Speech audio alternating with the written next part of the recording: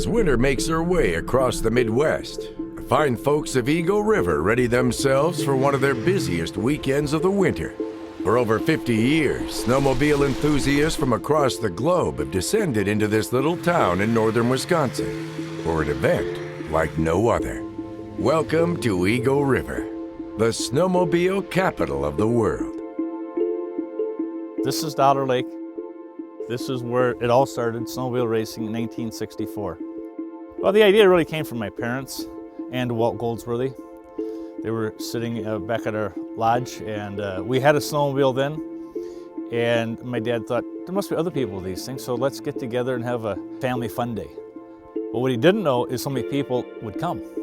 So it just overwhelmed him the first year, and then the second year was even more overwhelming, and that's when it moved to the current location, the Derby track.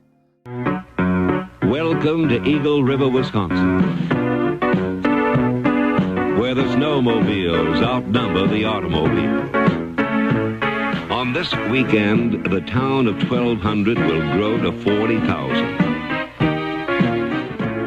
Then, at noon, they gather around a half-mile oval track to witness one of the major motor racing events in this country. 15 years ago, when it started, they called it the World's Championship Snowmobile Race. They still do, because it's still it.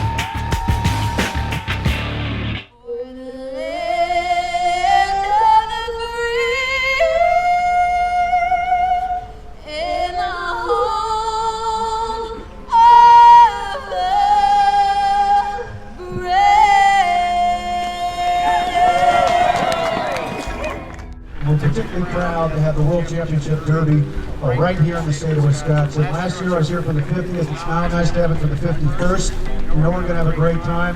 We hope you give a great time this weekend and throughout the week. A lot of great snow throughout the winter. We've had it for the last month or so. We hope you enjoy the trails and the snowmobiling. Well, Eagle River, as you know, is a big sign when you come in town. It says snowmobile capital of the world. You have a population here of probably around 1,500, 1,400 people. And when it comes snowmobile season, there's probably 30, 40, 50,000 people that come into this area. We don't start moving around until it gets, down to zero.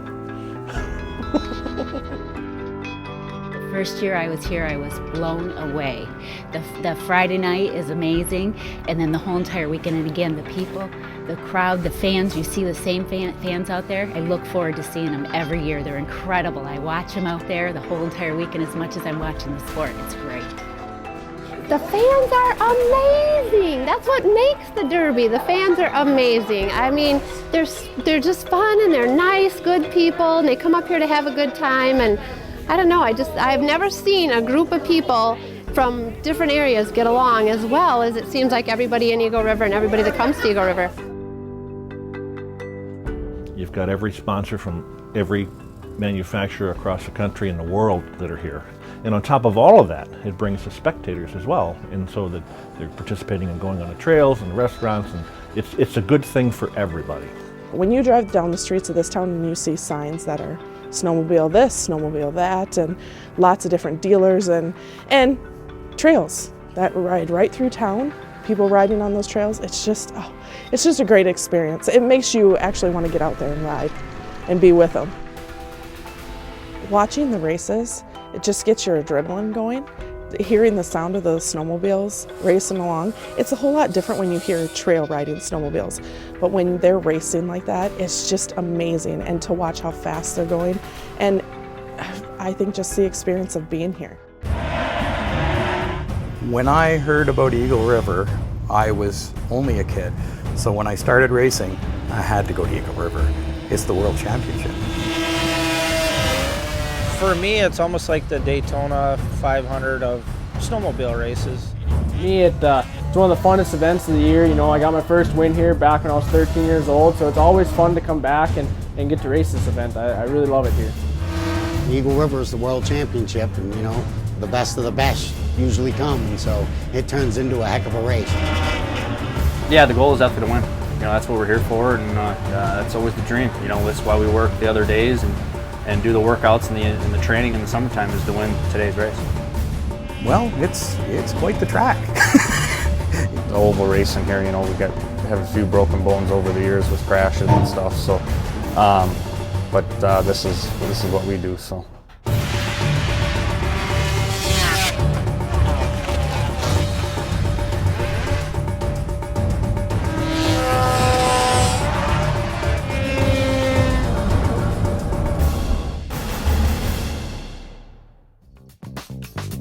The 51st Annual AMSOIL Eagle River Derby is brought to you by AMSOIL, by First Place Parts, and by Fly Racing. As the fans of Eagle River settle in for a full day of racing, they prepare to watch one of the most exciting and unpredictable classes that will race here today on the ice oval track. This is Outlaw 600 class. This is for basically people who like to go fast and have to go to work on Monday. Kind of like a go-kart, and it likes to drift out. It doesn't have the bite like a champ sled because they don't let you have steel picks. They're made to spin out is what they're made to do, so you don't flip over and get hurt, you know. I went from racing vintage sleds to this. It's an experience that I've never felt before, and I enjoy racing. I just I didn't enjoy getting hurt, so that was my biggest thing. When I first started racing my Outlaw, my biggest problem was not to hold it wide open all the time. Yeah, you pretty much feel invincible in it. You can just drive it right into the corner at 90 miles an hour and flick that wheel, and you know, if it gets that way and you go into the bales, it's no big deal, you know. It is a very aggressive class. The racing is generally tight, the corners are short, and when you put a bunch of sleds in one corner, it gets pretty aggressive.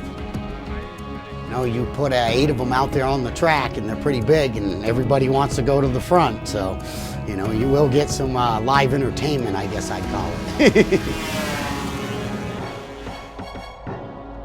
They're going to set the pace on the field. We'll tighten them up down to turn number 3 and 4. Watch for the green flag to fly as they make the entrance onto the front straightaway. And just like that, we're underway. So number 1 grabbing the start, Schneider. That's 65 of Spokley trying to sneak in. Dolzell, the number 1, gets loose, coming out of 2. Hodgson, though, the man on the move on the attack down the inside, the number 1 sled. That's Schneider working to the outside. Here comes Hodgson. He's got something for him. He'll jack it, crack it. Out of turn number 4. Around in front of the field. Hang on to your hats, race fans. That was a high pucker factor right there for the number 1 of Schneider. Schneider able to continue on, but he goes from first to almost last in one little fell swoop. And that is Schneider as he continues to wrestle with that sled down at turn number 1 and 2. Something awry on it, there's no doubt about it. Something very much not awry for the number 32 sled. That's Tim Hibbert. Hibbert setting the pace on the field as he'll hustle his way down into turn number 1 and 2. Down the back straightaway, and he is going to be tough to beat. Look at him driving away from the 66 of Dolzel. Dolzell, the 99 also in there. Hodgson still in 3rd. Trying to get back into the mix. He has a little trouble coming out of 3 and 4. Well, the 99 sled, a little squirrely for him. There's Hodgson fighting the wheel on that bad boy. Trying to get back up into the mix. It's not going to happen, though. I can tell you this right now. The pace being set up front by the number 32 sled of Hibbert is a blistering one as he's just ripping around this racetrack, putting the laps by the wayside. This time coming out, here's the white flag, final time around. The 32 Hibbert out of Leominster, New Hampshire. He's in control right now. There comes the 99 Peterson in 3rd. Also that 65 Trevor Spokley. Here comes your race leader out, turn number 4, checkered flag flies. Give the nod to the 32, Tim Hibbert. The Leominster, New Hampshire runner is going to pick up the championship in the Outlaw 600 category. How was the race different today than it was on Friday? Well, the more you work on it, the better you make it drive, and it's all about making it handle to get it around here smoothly. Anybody you want to thank today? Yeah, I'd like to thank John Hooper for this class, and I also like to thank my brother Aaron Hibbert and Jeff Colby for sticking with me, because I was on a hell of a trip to come here. All right, all the way from New Hampshire, Tim Hibbard. Give him a hand.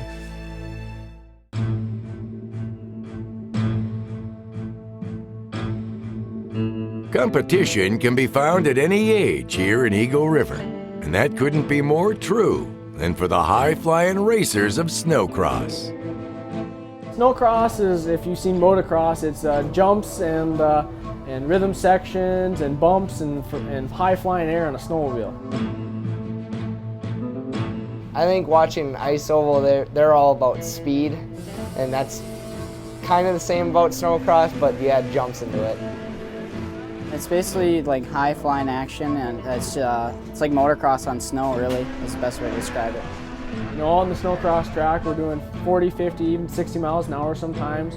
You know, flying 40, 50 feet in the air, and sometimes 90, 100 feet far. So, you know, it's pretty big air and pretty big jumps, and it's quite the thrill. It's a pretty big deal. It's pretty sweet. A lot of people come out to watch this. I mean, we're going pretty big and pretty far, and I don't know, I enjoy it. I love going out there and just hitting big jumps and everything, so that's what gets my blood rushing, I guess, and that's my adrenaline, and I love just flying through the air on my snowmobile. I mean, if I could do it every day for the rest of my life, I would.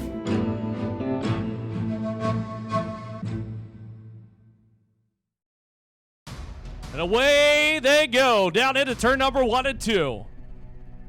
Todd, your race leader, down the back straightaway, up onto the tabletop, trying to put some distance on the field, but it's not going to happen. Right behind comes the sled. The 831, I think it's Leighton. Running into number 2 spot right now, trying to hang with Todd. Todd across the rhythm section onto the front straightaway will take him across for lap number 1. Todd that time didn't quite find the distance he was looking for. He really had to fight to get it down across that bottom section or that back section. Out through the corner, one off the racetrack. Unfortunately, his sled, something broken for one of the riders down at turn number 3 and 4, but Todd is running and gunning. Here comes the hot pursuit out of Leighton. Corn Todd, your leader, but Trevor Leighton, he's on the gas now through that rhythm and over the triple on the back straight, guys. One of the things I'm watching there out of Leighton, watch him keeping the sled low to the ground. That's what you're looking for. You're looking for speed and distance, not so much the height. Right now, watch him, Todd, down the back straightaway. Leighton still in hot pursuit. Maybe not be able to run him down. I thought for sure Leighton was coming there earlier on, but he's gone back to that nose-up attitude, catching a lot of air over those jumps, and perhaps slowing him down quite a bit, too. There's the white flag out. 1 lap around the last circuit. 1 lap to go as looks like maybe the leaders may be getting into traffic, and that will play a role possibly coming in the north end of the course. A little bit of lap traffic may be a factor just ahead of Todd. Todd keeping it low to the ground. This is it for all the marbles right here coming out turn number 3 and 4. Lap traffic will be a factor for Todd. He'll have to deal with it. He'll work to the inside, hopefully not get connected there. They almost come together out turn number 4. That could have been a mishap of epic proportions. But lo and behold, Todd's going to pick up the win. Fist pump for the crowd. Called a done deal. The Pro Open AMSOIL World Championship Snowcross category is going to belong to Todd. Had a great battle, and but you held on for the win. That's got to be a big one here, Eagle River Derby, hey? Yeah, this is an amazing opportunity for me. I feel so blessed to get this win and be considered a world champion here at Eagle River. So this weekend's just been awesome for me with wins all weekend. So I'm just so ecstatic right now. All right, let's hear it for your winner, Corn Todd.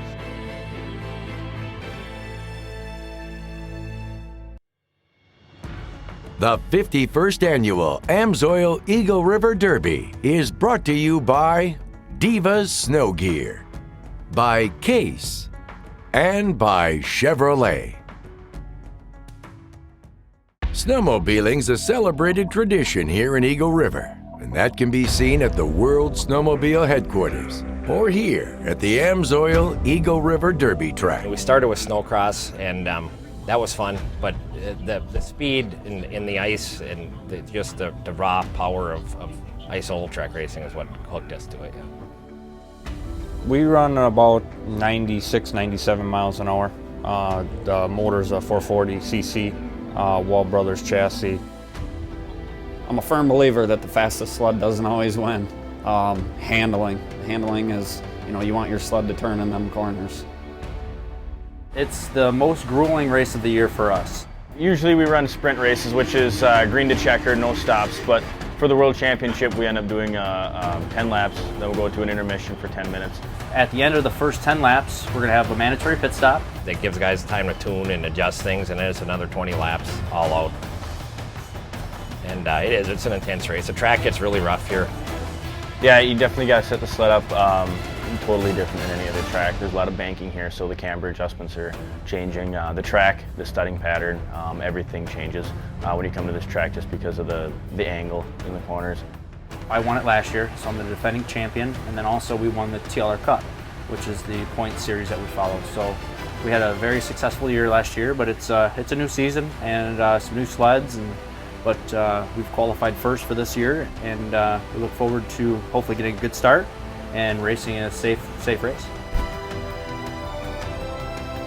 I mean, we have a lot of races in our area that are, some big ones, and I've actually won in Valcourt too, and that was one of my, I've always said I wanted to win in 3 places, my hometown, Valcourt, and Eagle River, and it's the World Championship.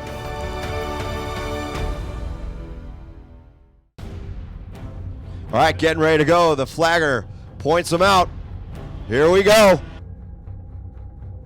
Hole shot coming on the inside that time. Chartier, first one down into 1 and 2. He's running and gunning. He pulls about 2 sled legs over Schultz, who runs into number 2 spot. Potter currently third. A break battle coming behind is that conglomeration of chaos out of turn number 4.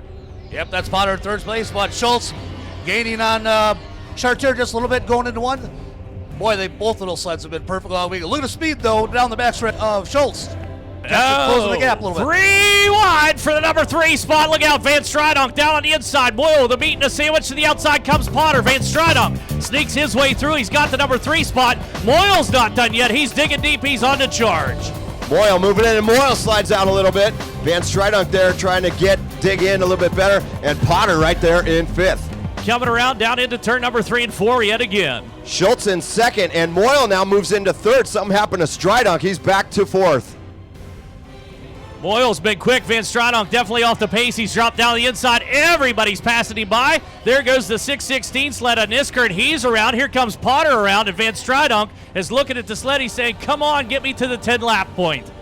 Back up front, going into turn 1, it's Chartier spreading his lead out, now to about 20 lengths, and Schultz settles in for 2nd, probably looking for the break.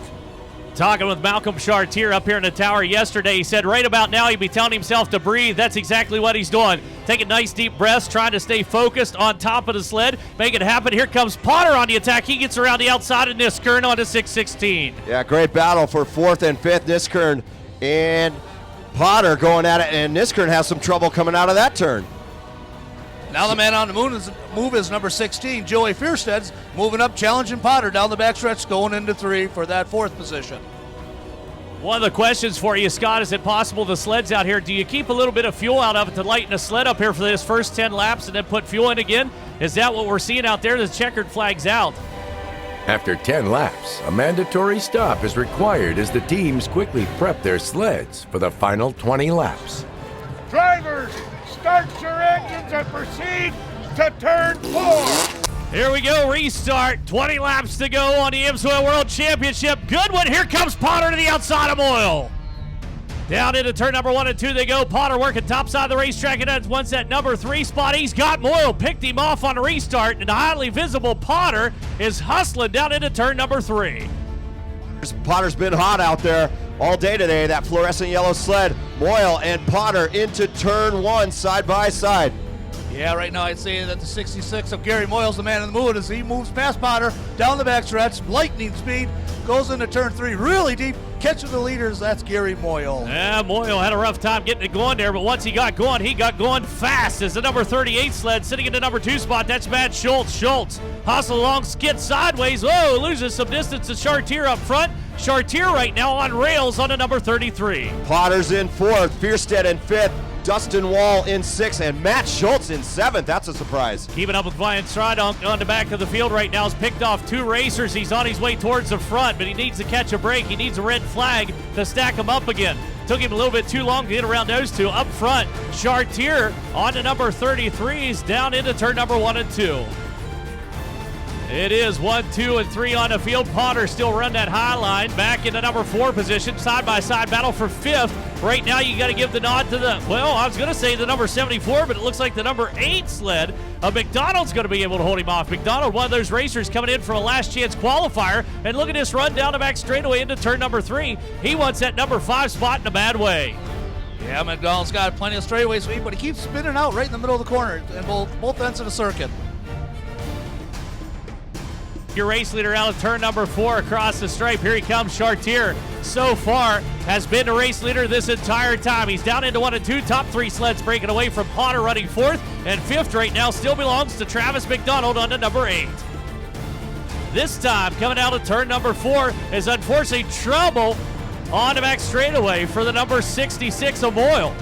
Well, McDonald's been fast, there's no doubt about it, as he hustles his way around this racetrack, but unfortunately not fast enough to run down Malcolm Chartier. Chartier getting ready to work into lap traffic on this final lap. The white flag is out. Chartier down into turn number 1. He'll move to the inside, and wow, 2 in a row it looks like, barring any unforeseen circumstances here in turn number 3 and 4. Schultz is all alone in second on the back straight going into 3 and 4. Go ahead.